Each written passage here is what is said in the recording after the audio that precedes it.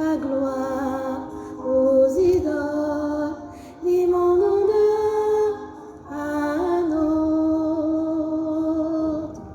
Je ne donnerai point ma gloire aux idoles, ma gloire aux idoles, ni mon honneur à un autre. La goutte, ton nom est grand, la goutte, ton nom est grand, la goutte, ton nom est grand, la goutte, ton nom est grand, la goutte, ton nom est grand, la goutte, ton nom est grand, la goutte, ton nom est grand, la goutte, ton nom est grand. Sois glorifié, sois loué, sois élevé, notre Père et notre Dieu, notre Seigneur. Sois magnifié. À toi la gloire, à toi l'honneur, notre Papa et notre Dieu.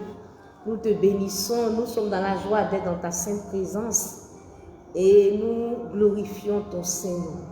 Merci de venir par ton esprit pour être le maître de ce moment, conduis ce moment. Saint-Esprit, sois le maître. Sois infiniment béni, nous t'adorons, nous t'élevons, nous te célébrons au nom de Jésus. Amen. Famille royale, soyez bénis dans le précieux, glorieux nom de notre Seigneur Jésus.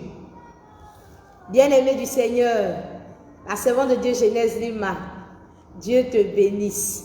Dieu bénisse tous les bien-aimés, la sœur Amélie Abigail, Dieu bénisse la chante Onésime, Dieu bénisse tous les bien-aimés de la famille royale. Que la grâce du Seigneur soit avec chacun de nous. Bien-aimés du Seigneur, nous continuons notre sujet. La prophétie ne s'est pas accomplie, à qui la faute? La prophétie ne s'est pas accomplie, à qui la faute? Luc 24, à partir du verset 13, nous voyons que deux disciples qui allaient à un village nommé Emmaüs, après la crucifixion et la résurrection de notre Seigneur Jésus, ces deux disciples allaient à un village nommé Emmaüs, qui était éloigné de Jérusalem, et ils s'entretenaient de tout ce qui s'était passé. Et pendant qu'ils parlaient et discutaient, Jésus s'approcha et fit route avec eux. Mais leurs yeux étaient empêchés de le reconnaître. Il leur dit, « De quoi vous entretenez-vous en marchant pour que vous soyez tout tristes ?»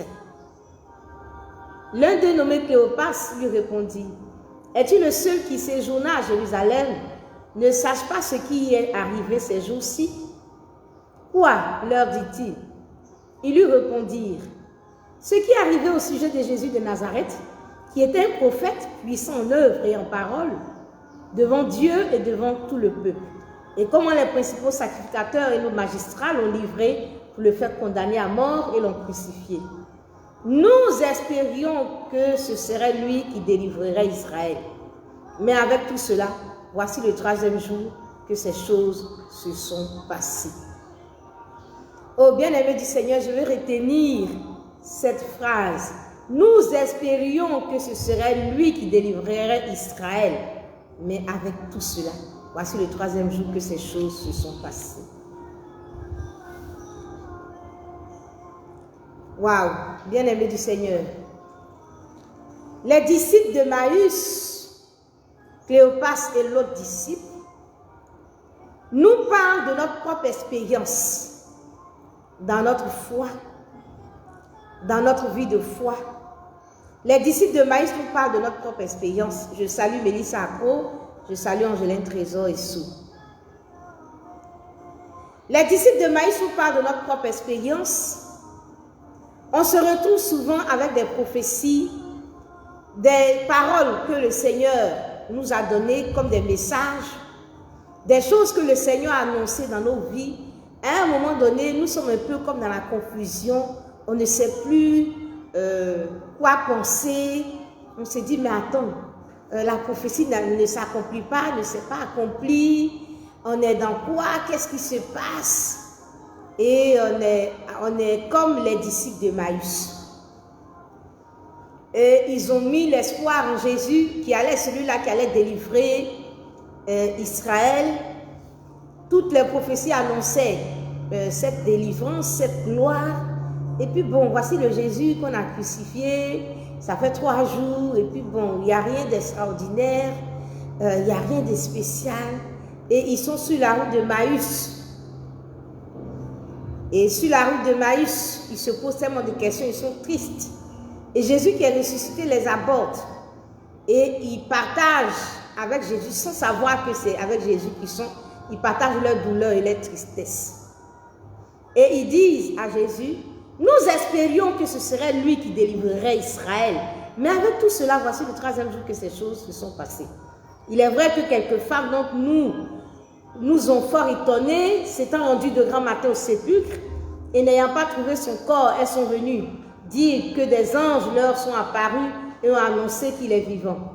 Quelques-uns de ceux qui étaient avec nous sont allés au sépulcre et ils ont trouvé des choses comme les femmes l'avaient dit, mais lui, ils ne l'ont pas vu. Ils ont partagé leur tristesse avec Jésus sans savoir que c'était avec Jésus qu'ils échangeaient. Bien-aimés, comme les disciples de Maüs nous parlent aujourd'hui, nous nous retrouvons aussi dans des situations un peu confuses, nous sommes dans la tristesse, on a le souffle coupé, tout s'écroule autour de nous, on ne sait pas quoi penser, et tout ce que nous avons cru, ce sur quoi nous avons fondé notre foi, tout s'effondre, tout a dégringolé, on se dit c'est du faux, et vraiment, nous sommes à l'image des disciples de Maüs. Ils étaient peut-être au départ de leur foi, au départ de leur vie chrétienne, au départ de leur relation avec Jésus. Ils étaient au départ zélés, heureux, enthousiastes. Mais là, ils sont découragés, les disciples d'Emmaüs. Carole Dien, Dieu te bénisse. Anne-Marie Kadjo. Dieu te bénisse, Anne-Marie Kadjo. Je bénis le Seigneur de ce que tu te retrouves sur ce direct. Bisous, bisous, Dieu te bénisse. Carole Dien, gros bisous. Donc, je disais que les disciples de Maïs, comme nous, sont découragés à un moment donné. Parce que ce en quoi on a fondé notre foi, ce sur quoi on a basé notre foi, ces paroles, ces prophéties, on ne voit pas et nous sommes dans une sorte de confusion. Ils sont découragés, ils sont désabusés, ils se sentent trahis. Et beaucoup de chrétiens sont dans cet état où ils se sentent trahis, où ils ne comprennent rien. Mais où est-ce que Dieu nous a annoncé toutes ces choses, toutes ces prophéties? Elles sont où? Et ils ne comprennent plus rien. Ils sont dans une sorte de confusion. Et ils sont dans une sorte de confusion. Ils sont vraiment dans la honte. Ils ne savent pas vraiment quoi penser, quoi dire, quoi faire. Ils sont comme les disciples d'Emmaüs. Nous espérions, nous avons cru, nous avons pensé que telle et telle chose allait s'accomplir. Nous avons cru en ces prophéties. Et voici que ces prophéties-là ne se sont pas accomplies. Je pensais que ce serait lui. Je pensais que. Bien-aimés du Seigneur, depuis quelque temps, nous sommes en train d'étudier ce sujet et nous essayons de voir un peu qu'est-ce qui explique toutes ces choses. Nous espérions, mais voilà que nous ne voyons rien. Les prophéties ne s'accomplissent pas, on ne voit pas les prophéties. Bien-aimés du Seigneur, je veux dire à quelqu'un, nous sommes à l'image des disciples d'Emmaüs. Dieu, il parle. Notre Dieu, il parle. Notre Dieu, il est vivant. Notre Dieu, il s'exprime. On n'a pas un Dieu mort, nous avons un Dieu vivant. L'Éternel est vivant et il parle. Dieu parle. Mais mon problème aujourd'hui, c'est quoi? Dieu parle, mais il a dit quoi?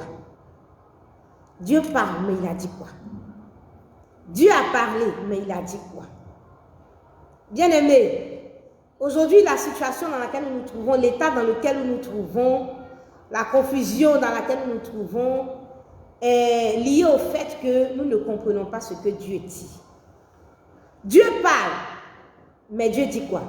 Dieu a parlé, mais Dieu a dit quoi? Ne pas comprendre le langage de Dieu, ne pas comprendre la prophétie, peut nous faire abandonner la foi, peut nous donner de sortir de notre relation avec Dieu peut nous amener à nous retrouver dans la tristesse, à nous retrouver dans un état en tout cas de tristesse, de découragement, mais tout simplement parce que nous ne comprenons pas la prophétie, nous ne comprenons pas le langage de Dieu. Dieu a parlé, mais il a dit quoi? En Genèse 41, les versets 15 et 16, Pharaon dit à Joseph, j'ai eu un songe et personne ne peut l'expliquer. Et j'ai appris que tu expliques un songe après l'avoir entendu. Joseph répondit à Pharaon en disant, ce n'est pas moi, c'est Dieu qui donnera une réponse favorable à Pharaon. Bien-aimé du Seigneur, et je veux encore dire à quelqu'un, je veux encore partager avec quelqu'un, je veux encore dire à quelqu'un que ce n'est pas un homme qui va donner une explication à ce que Dieu lui-même a dit, a prononcé. Ce n'est pas un homme qui explique une prophétie. Ce n'est pas un homme qui explique un songe. Ce n'est pas un homme qui explique une vision.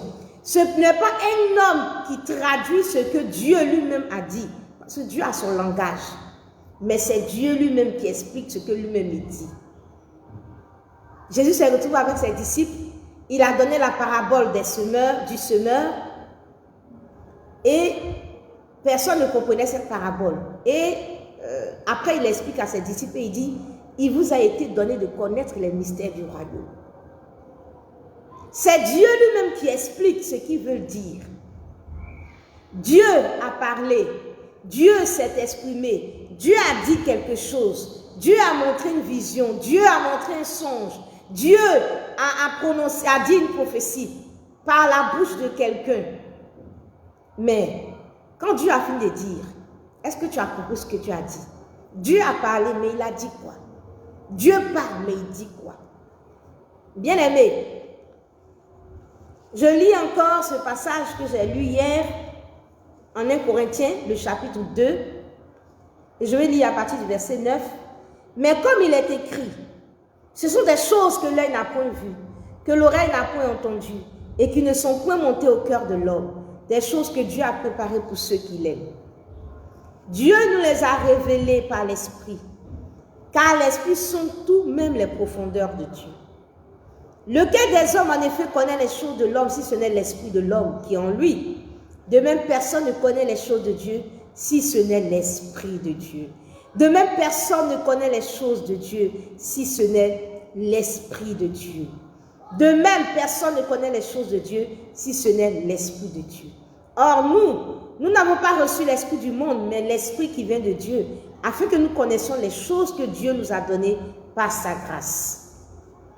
Et nous en parlons, non avec des discours qu'enseigne la sagesse humaine, mais avec ceux qu'enseigne l'Esprit, employant un langage spirituel pour les choses spirituelles.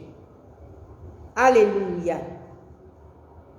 Qui connaît les choses de Dieu si ce n'est l'Esprit de Dieu? Qui peut révéler les choses de Dieu si ce n'est l'Esprit de Dieu? Qui peut faire comprendre les choses de Dieu si ce n'est l'Esprit de Dieu? Qui peut expliquer les choses de Dieu si ce n'est l'Esprit de Dieu? C'est pourquoi Joseph a dit, c'est pas moi, c'est Dieu. C'est Dieu.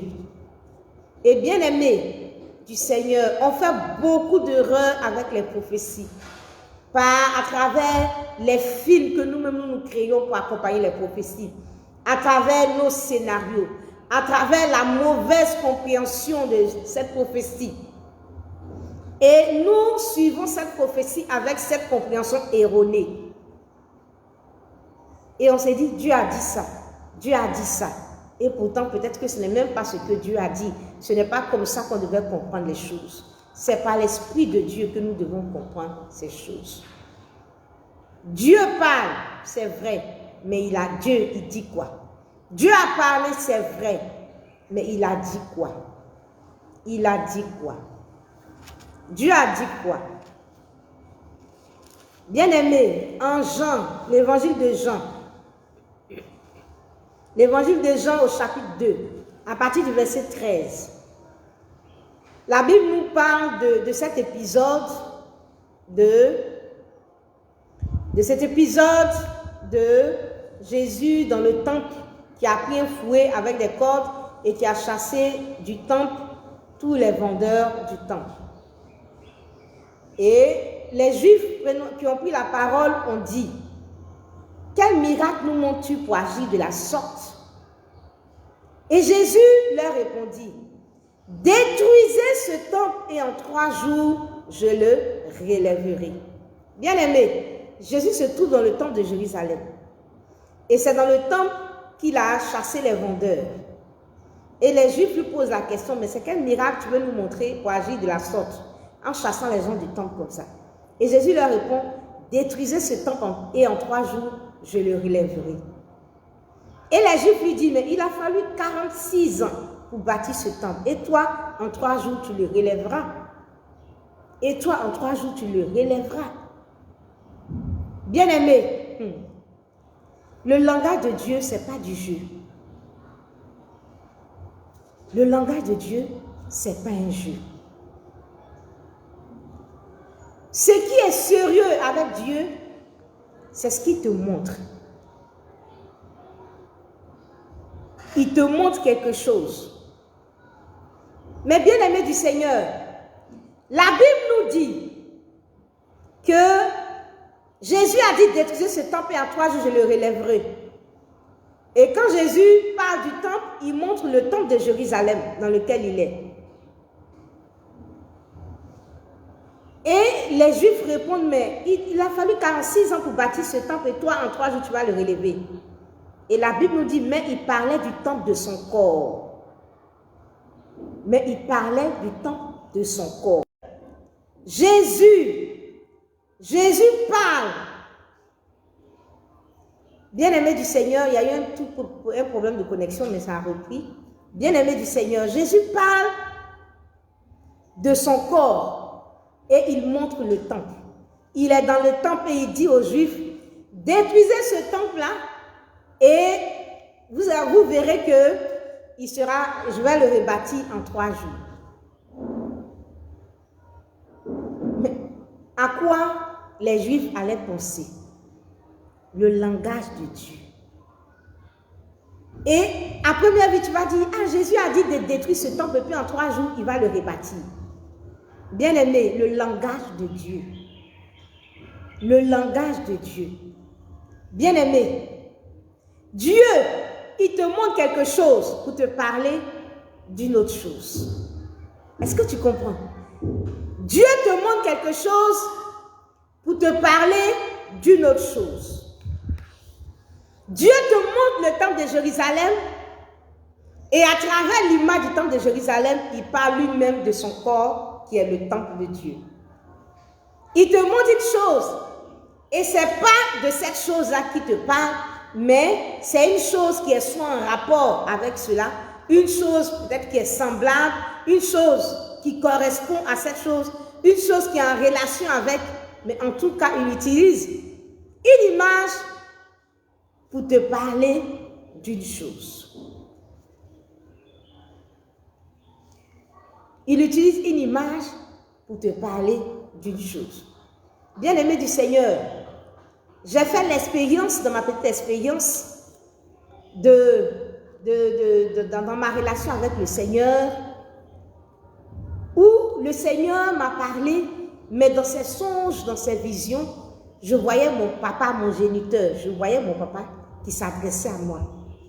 Et quand je me lève, je comprends que le Seigneur a utilisé l'image de mon papa pour se représenter lui-même, pour parler de lui-même, mon papa. Mais bien aimé du Seigneur, je pouvais me lever et dire, mon papa m'a dit que, voici ce que mon papa géniteur pense.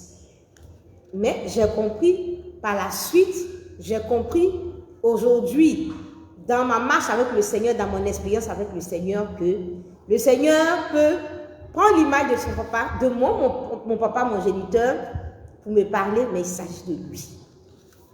Jésus dit aux Juifs, détruisez ce temple-là, en parlant du temple de Jérusalem, en touchant le temple de Jérusalem, en étant dans le temple de Jérusalem, détruisez ce temple, pour moi, je vais le rebâtir en 3 jours. Et puis les Juifs disent, mais comment tu as fait? On a pris 46 ans pour construire. Ils voyaient le temple, mais de Jérusalem. Mais le Seigneur Jésus ne parlait pas du temple de Jérusalem, il parlait de son propre corps. Bien aimé, le langage de Dieu. Comme son corps est un temple, il montre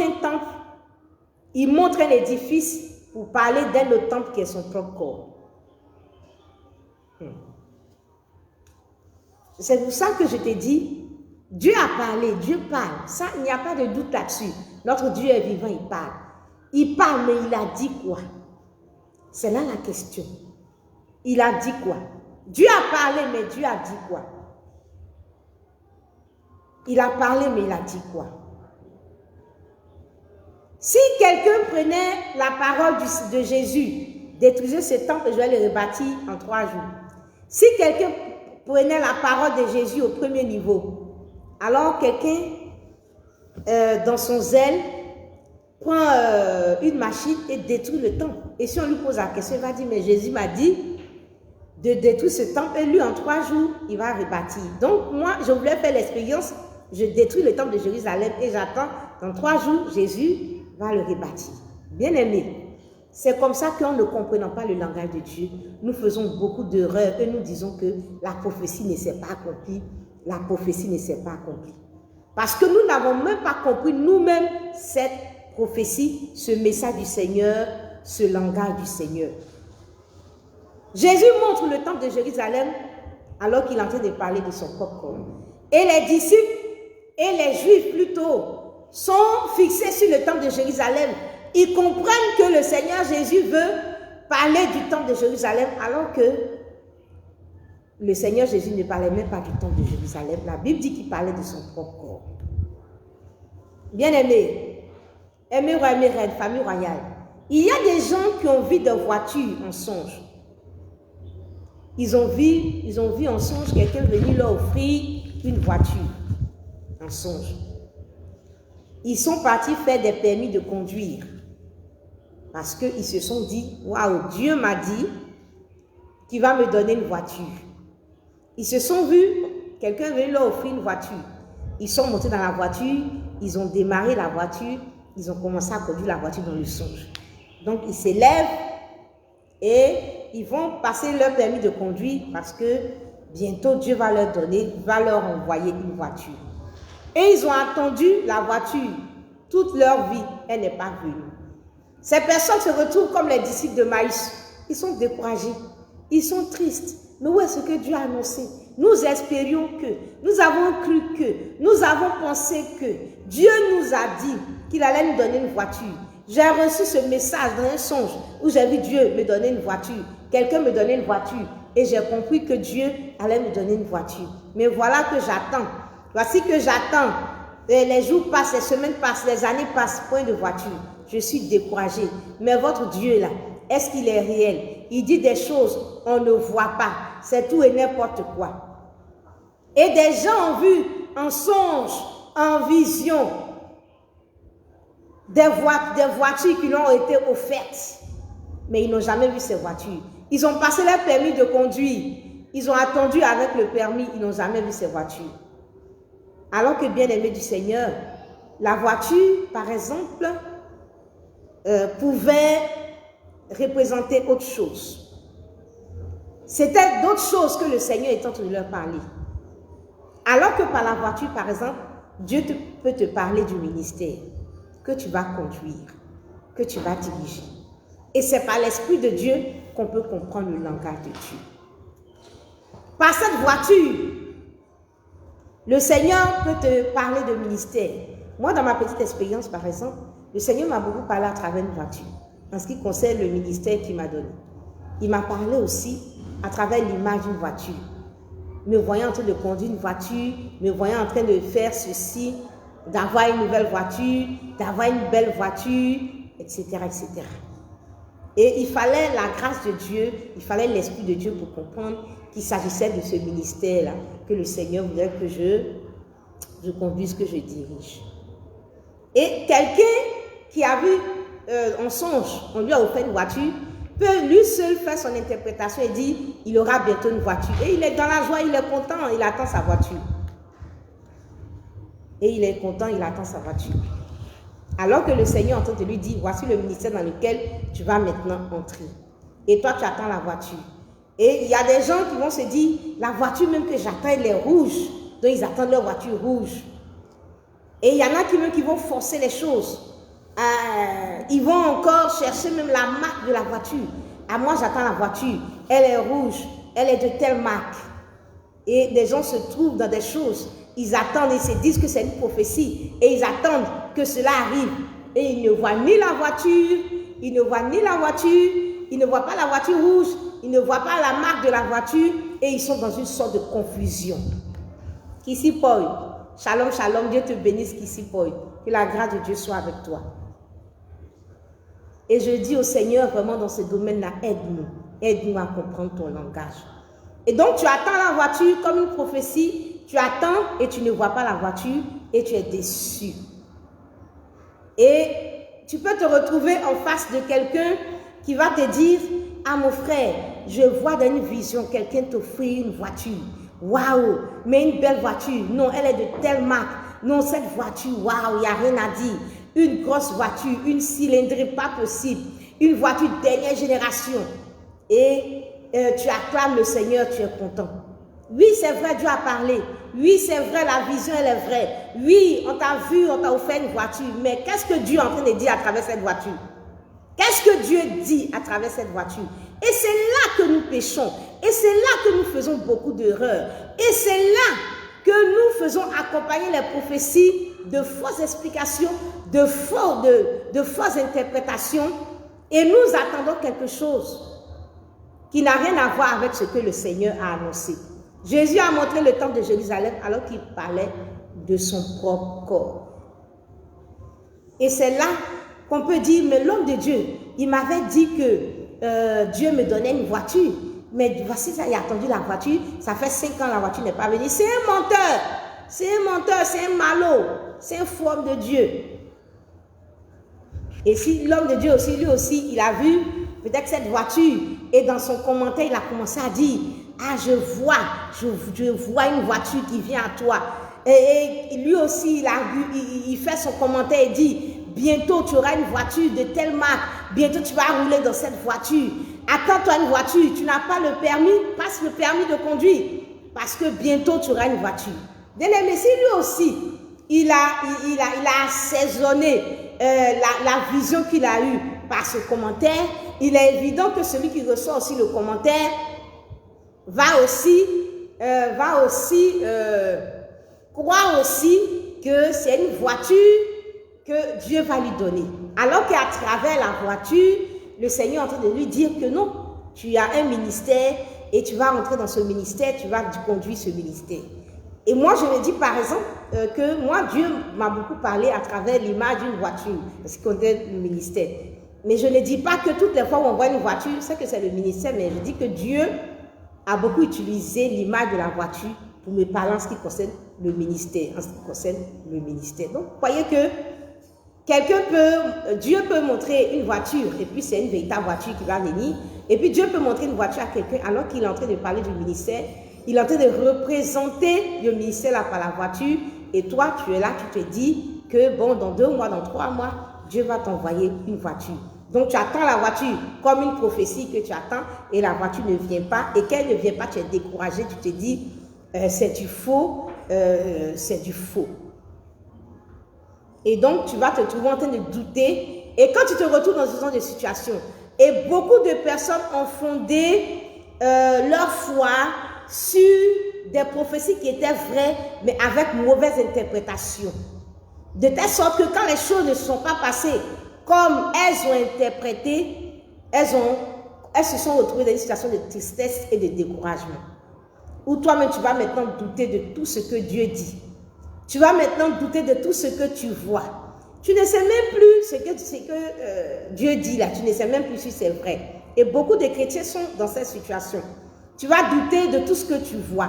Tout ce que tu vois en songe, de toutes les visions, de tout ce que tu entends, de tout ce que l'Esprit de Dieu parle à ton cœur. Tu vas douter parce que tu te dis, mais tout ce que Dieu dit là, moi je ne vois pas.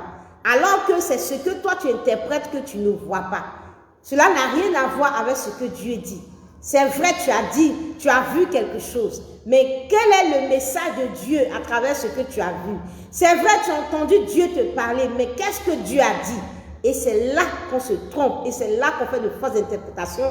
On a une explication erronée, et on se trompe, et on base notre foi sur des choses qui n'ont rien à voir avec ce que Dieu nous a dit. Et voici qu'on se retrouve, il y a des gens même qui commencent à douter de ce que Dieu leur montre. Ils se disent, mais attends, si cette chose qui me parle en moi, on dit non, c'est l'Esprit de Dieu, mais ça ne s'accomplit pas. Donc c'est que ce n'est pas l'Esprit de Dieu, ou bien c'est un démon, ou bien c'est que l'Esprit de Dieu, c'est que nous on appelle l'Esprit de Dieu, c'est un faux truc. Et tu te retrouves à tirer des conclusions. Et si tu ne prends garde, tu peux sortir même de la foi. Comme les disciples de Maïs, qui quittent Jérusalem pour aller à Emmaüs, qui sont en train de s'éloigner de la présence de Dieu, parce que pour eux, la prophétie ne s'est pas accomplie.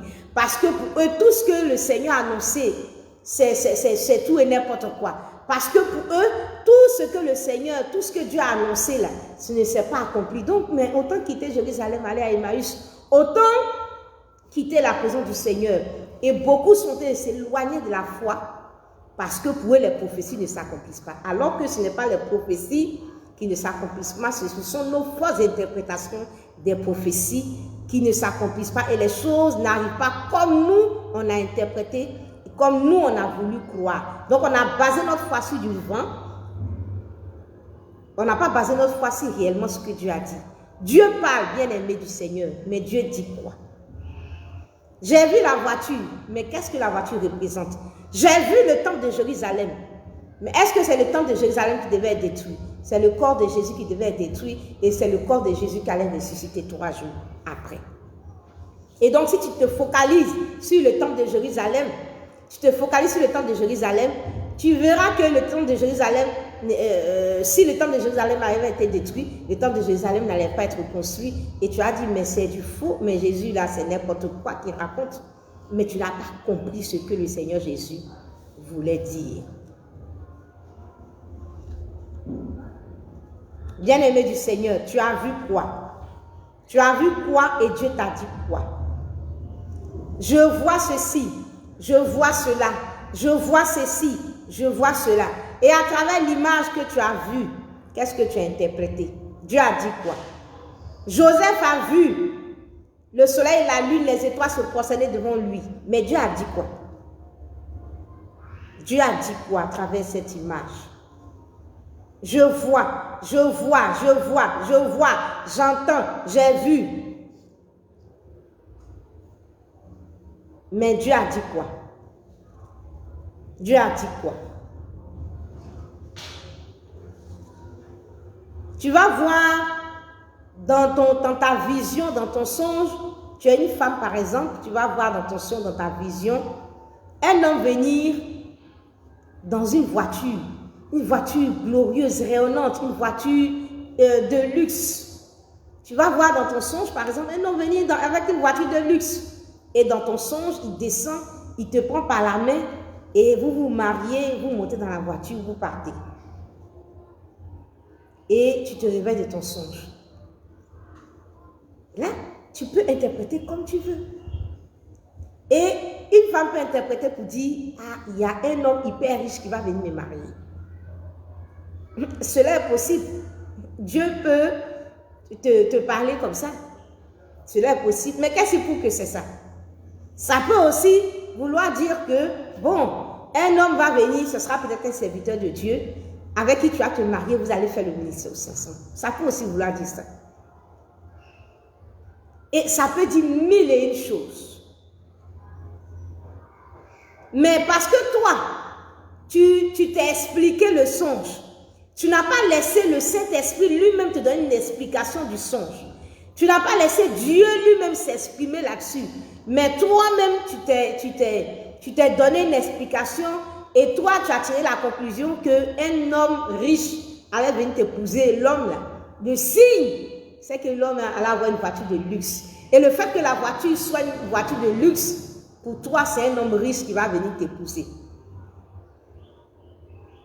Et alors, tu attends l'homme riche qui va venir t'épouser. Et à partir de ce moment-là, des hommes viennent pour t'épouser, mais tu les regardes. ouais, il est pauvre, ou bien il est modeste. Non, moi, celui que j'ai vu là, il a une grosse voiture, il a une grosse cylindrée, il a une voiture de luxe, et un homme hyper riche. Donc, tout ce que moi je vois là, ça n'a rien à voir. Et pourtant, des hommes sont en train de venir. Et au milieu de ces hommes-là, il y a celui-là qui est de la volonté de Dieu qui est venu. Et pourtant, tu attends peut-être ce chef d'entreprise qui est riche, tu attends cet homme-là qui va venir avec cette voiture de luxe.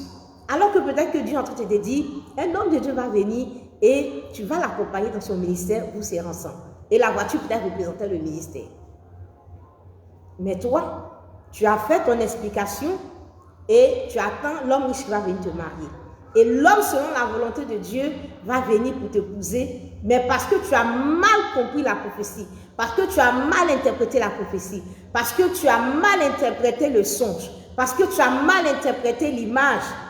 Alors, le jour même le Seigneur est en train de te visiter, tu ne réalises pas. Et tu es en train de te dire, mais depuis là, je dois me marier, je ne me marie pas. Et puis tu attends quelque chose, tu attends du vin, tu attends du faux, tu attends quelque chose que Dieu ne t'a pas promis. Tu attends une prophétie qui n'a rien à voir avec Dieu.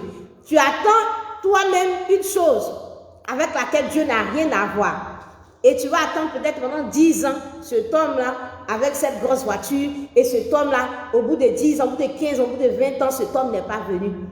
Et tu vas dire que c'est du faux. Tu vas dire que Dieu, c'est un menteur. Ou bien l'homme de Dieu, c'est un menteur. Ou bien toi-même, là, tu t'es trompé. Alors que cela n'a rien à voir. Dieu t'a vraiment parlé, mais tu n'as pas compris le langage de Dieu.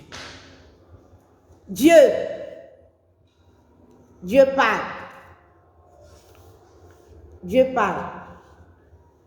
Dieu parle.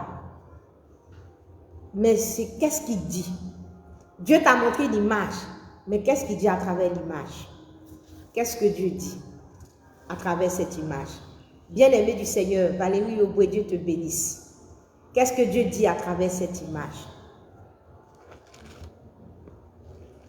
Bien-aimé, en Genèse le chapitre 41, Genèse le chapitre 41,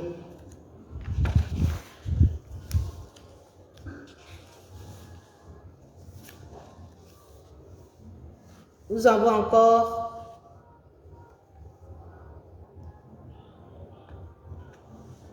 une histoire à raconter.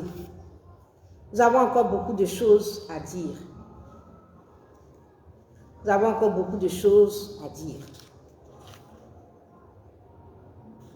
En Genèse, le chapitre 41, à partir du verset 1, la Bible nous dit qu'au bout de 2 ans, Pharaon a eu un songe. Il se tenait près du fleuve et il y avait 7 vaches belles à voir et grasses de chair. 7 vaches belles à voir et grasses de chair qui sont montées hors du fleuve et se sont mis à paître dans la prairie. 7 autres vaches laides à voir et maigres de chair sont montées derrière elles hors du fleuve. Et elles se sont tenues à leur côté sur le bord du fleuve. Les vaches laides à voir et maigres de chair mangèrent les 7 vaches belles à voir et grasses de chair, et Pharaon s'éveilla. Waouh, voici le songe. Voici le songe. Voici le songe que Pharaon a eu. Et Pharaon cherche l'explication. Il va vers Joseph et Joseph lui dit, « Ah, moi c'est Dieu qui va expliquer le songe. » Et Joseph répond selon que Dieu lui donne l'explication.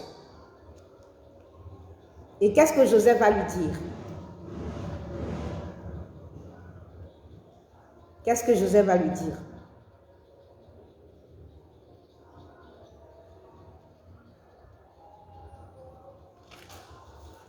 Et nous allons écouter l'explication de Joseph. Joseph dit à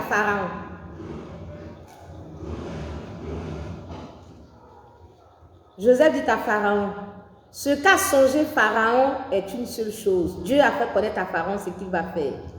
Les 7 vaches belles sont 7 années. Et les 7 épis beaux sont 7 années. C'est un seul songe. Les 7 vaches belles sont 7 années. Les 7 vaches décharnées laides qui montaient derrière les premières sont 7 années. Et voici, il y aura 7 années de grande abondance dans tout le pays d'Égypte. 7 années de famine viendront après elles. Et l'on oubliera toute cette abondance au pays d'Égypte et la famine consumera le pays. Bien aimé, toi et moi, si nous deux, on a fait un songe. Si nous deux, on a eu un songe. Et dans le songe, on voit 7 vaches belles. Et puis 7 vaches laides. Et les 7 vaches laides ont englouti les 7 vaches belles. Bien aimé, si nous deux, on se lève de ce songe, je t'assure que le Seigneur ne nous a pas donné une explication comment s'élever. On va commencer à combattre contre la sorcellerie. Je refuse par exemple que 7 vaches belles, peut-être que c'est ma bénédiction. Les 7 vaches belles là, peut-être que c'est mon mariage, peut-être que c'est mon travail. Et les 7 vaches belles là, c'est mon argent. Et les 7 vaches maigres ont englouti les 7 vaches belles. Je suis sûre que c'est une attaque de la sorcellerie. 7 sorciers sont venus contre moi. Et je vais commencer à combattre au nom de Jésus. Esprit humain de sorcellerie, vous tous, le feu sur vous, je vous chasse. Vous n'allez pas engloutir ma bénédiction. Vous êtes vaincus, vous n'allez pas engloutir ma bénédiction au nom de Jésus. En tout cas, c'est comme ça qu'on allait prier. C'est comme ça qu'on allait prier. Et par l'Esprit de Dieu, Joseph a fait comprendre à Pharaon qu'il ne s'agit pas de quoi que ce soit, mais les 7 vaches belles, c'est 7 années. Les 7 vaches laides, c'est 7 années. Il y aura 7 années d'abondance, il y aura 7 années de famine. Et donc, les 7 années de famine auront un effet sur l'abondance, en sorte qu'on ne va même plus se souvenir des années d'abondance. Tu es sûr que nous deux, là, si ce n'est pas l'Esprit de Dieu qui va nous faire comprendre ça, on va comprendre ça comme ça. Dieu prend des vaches pour représenter des années. Bon, peut-être qu'il y a des gens qui ont une explication à cela, mais moi, pour le moment, je ne peux pas directement comme ça mettre en relation des vaches avec des années. Je ne peux pas représenter des années par des vaches. Je ne vois pas dans un premier temps le rapport entre une vache et une année. Et pourtant, dans le songe, Pharaon a vu des vaches, mais ces vaches-là représentaient des années. Bien aimé, le langage de Dieu. Le langage de Dieu. Le langage de Dieu. Le langage de Dieu. Au début de ma foi, il y a un peu plus de 20 ans de cela, au début de ma foi, je faisais des songes. Et dans les songes, je me vois enceinte. Si vous êtes là, mettez les cœurs. Si vous êtes là, mettez les cœurs. Parce que là, je ne vois rien. Mettez les cœurs. Marie Adou, Valérie Auboué, si vous êtes là, mettez des cœurs.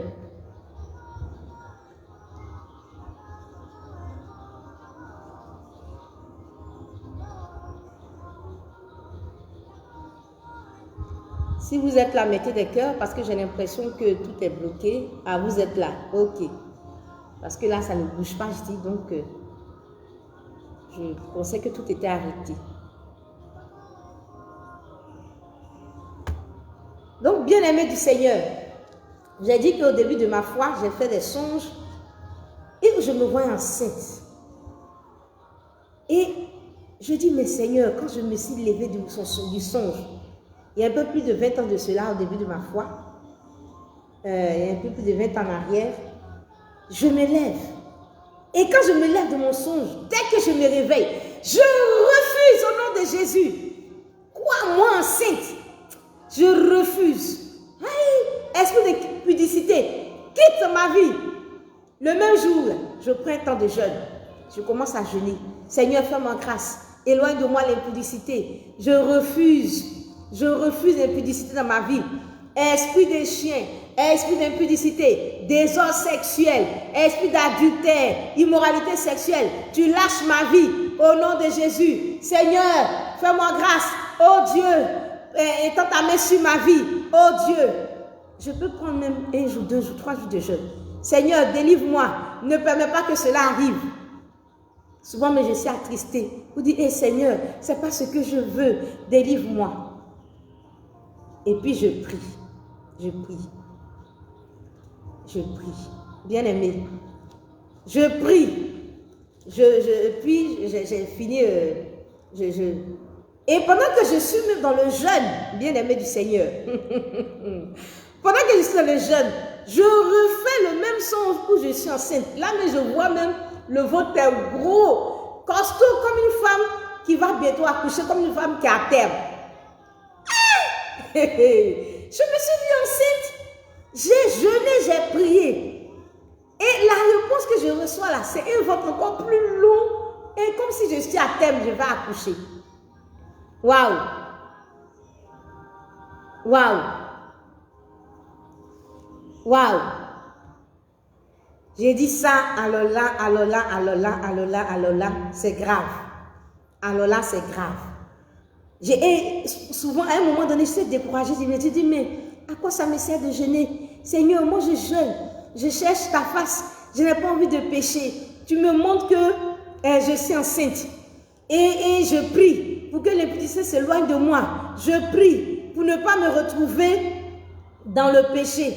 Et puis maintenant, voici que, après avoir fini de jeûner, au lieu de me voir vraiment bien, je me vois encore enceinte. Mais Seigneur, la chose a arrêté. Parce que tu dis que si on a vu ça 2 fois, c'est que la chose a arrêté. Donc vraiment, et je peux être découragée. Je peux être attristée pour 1 semaine, pour 1 mois. Ma vie spirituelle ne va plus bien. Je n'ai pas envie de prier. Bien-aimé, c'est plus tard que j'ai compris que le Seigneur voulait me dire à travers cette grossesse qui m'appelait, qu'il avait, que je portais en moi, dans mes entrailles spirituelles, une vision, un ministère. Un ministère. Un ministère auprès des couples, un ministère par rapport au mariage. Bien-aimé du Seigneur. Mais pendant ce moment où je ne comprenais pas ce langage de Dieu, j'étais déçue, j'étais découragée, j'étais déprimée, je n'avais plus envie de prier. Je me disais, mais tous les efforts que je fais, si Dieu, il ne peut pas me préserver, il ne fait que me montrer cela, c'est quoi? Alors que Dieu voulait me dire simplement que j'allais être une mère spirituelle, j'allais enfanter un ministère, tout simplement. Mais moi, je comprenais le péché à ma porte, le péché à ma porte. Bien-aimé, le péché à ma porte. Le péché à ma porte, et c'est ce que je comprenais. Et c'est ce que je comprenais.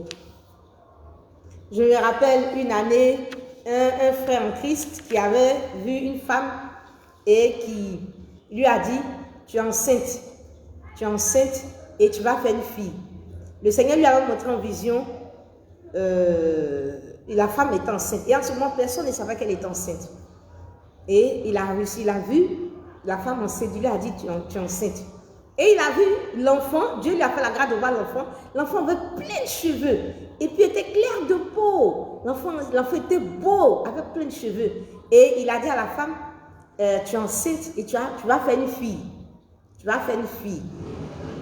Et donc, la grossesse s'est poursuivie. À un moment donné, la femme fait une échographie, elle voit que c'est un garçon. Mais bon, lui, il se dit que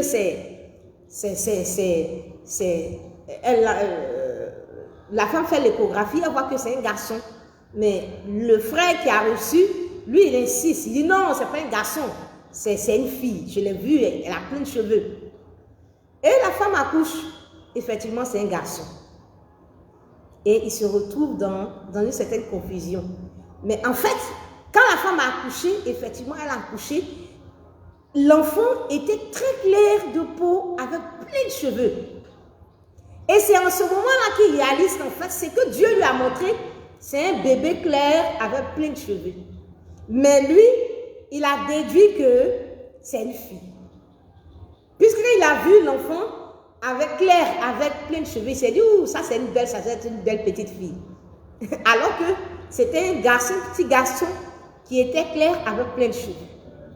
Bien-aimés du Seigneur, vous comprenez que souvent ce sont les interprétations qui nous font défaut. Ézéchiel aussi a expérimenté la vallée des ossements desséchés. Le Seigneur l'a transporté dans une vallée d'ossements desséchés. Il voyait plein d'ossements desséchés. Et le Seigneur lui dit, ces eaux-là peuvent-ils revivre? Il dit oui. Le Seigneur dit prophétise, et puis prophétise. Et puis tout se remet en place. Bien-aimé du Seigneur. Et le Seigneur lui dit, tous ces ossements que tu as vus là, c'est la maison d'Israël. Hein? Bien-aimé du Seigneur. Dieu te montre une vallée d'ossements desséchés. Si Dieu ne t'a pas dit que tout ça, c'est la maison d'Israël, c'est le peuple de Dieu, c'est l'armée du Seigneur, ce sont les enfants de Dieu. Toi, tu vas te dire, waouh, dans le songe, j'ai vu des ossements. Et puis Dieu m'a donné l'onction, la puissance. Et quand moi je parle, je prophétise, les eaux viennent à la place. Quelqu'un dans son zèle peut se retrouver dans un cimetière et puis il se met sur Facebook en direct. Et puis il se met dans le cimetière et puis il dit, moi Dieu m'a donné l'onction pour prier. Là où il y a les eaux vont se mettre en place.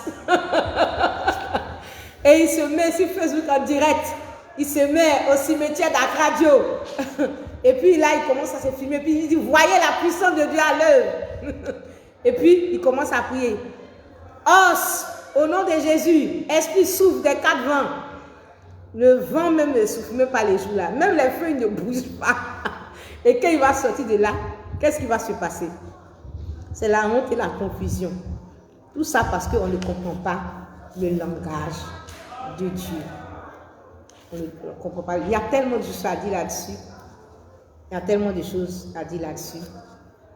Je veux dire une dernière chose.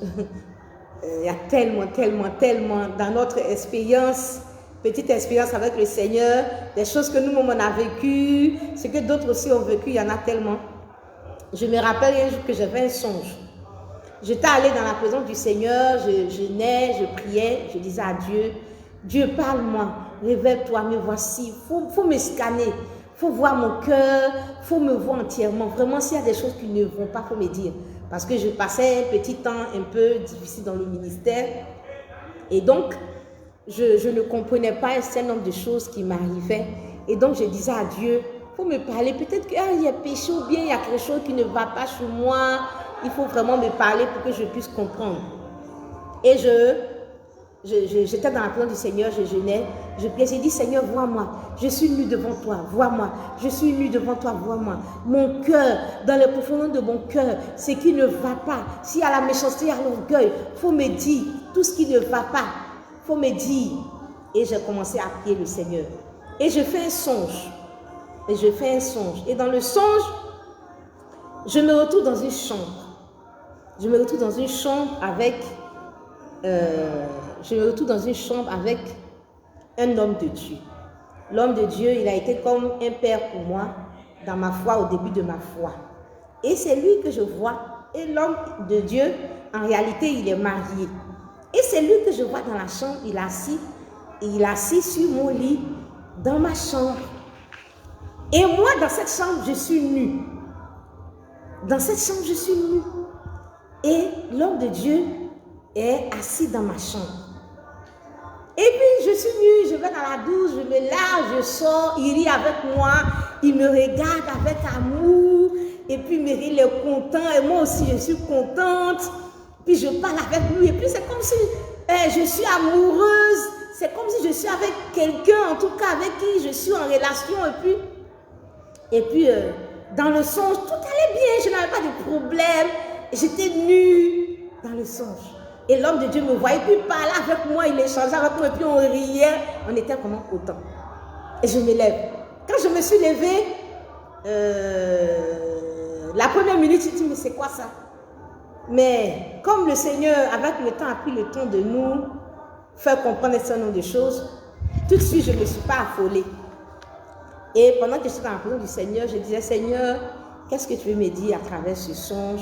Qu'est-ce que tu veux me dire à travers ce songe? Parce que l'homme de Dieu, il est marié, je le vois, je suis nue dans sa chambre, je suis nue dans sa chambre, il est dans ma chambre.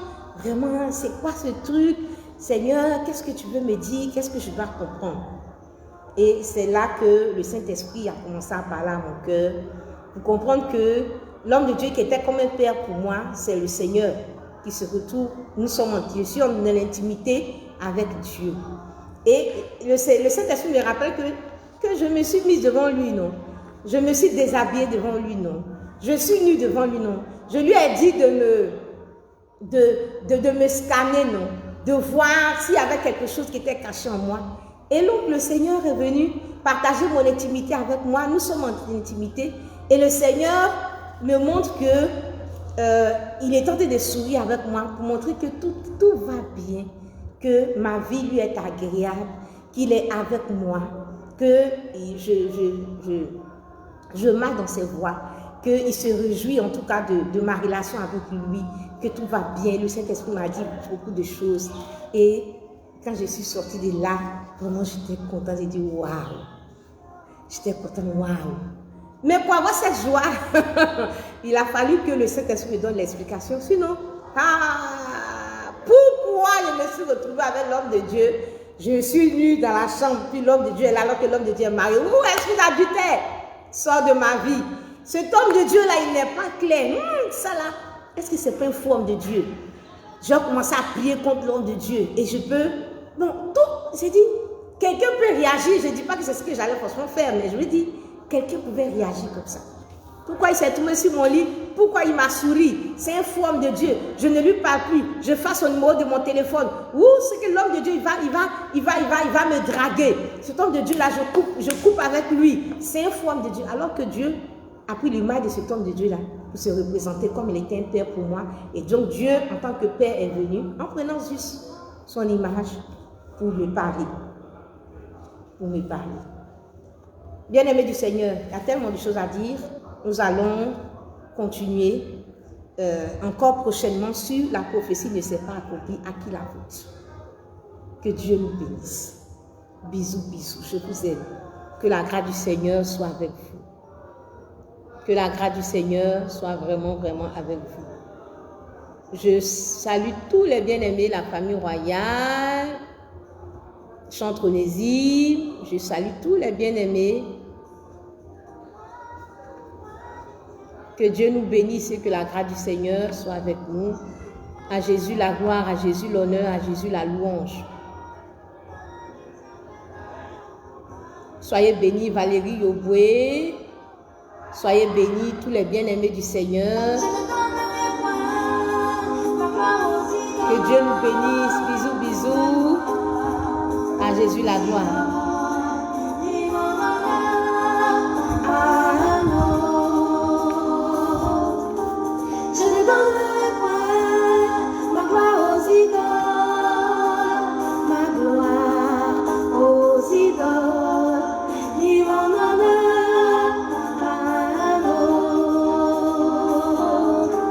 On va terminer avec ce chant que le Seigneur m'a inspiré. Je suis auteur de ce chant. Que Dieu nous bénisse. Moi l'éternel, je suis là-bas. Moi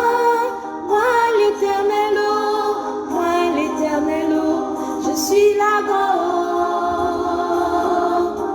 Je ne donnerai point ma gloire aux idoles, ma gloire aux idoles, ni mon honneur à l'autre.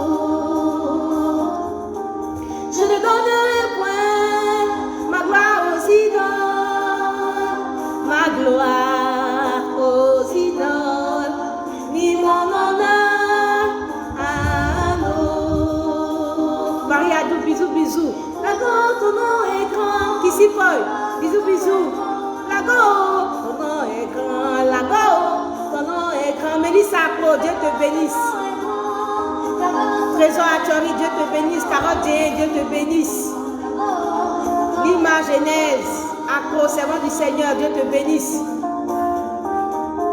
Là-bas, ton nom est grand. Alléluia. Alléluia. Gloire et honneur soient rendus à notre Dieu. Bisous, bisous, je vous aime. Marie-Adou, Grâce Wana, Atubwali. Au revoir, au revoir. À lundi par la grâce du Seigneur. À lundi par la grâce du Seigneur. Je suis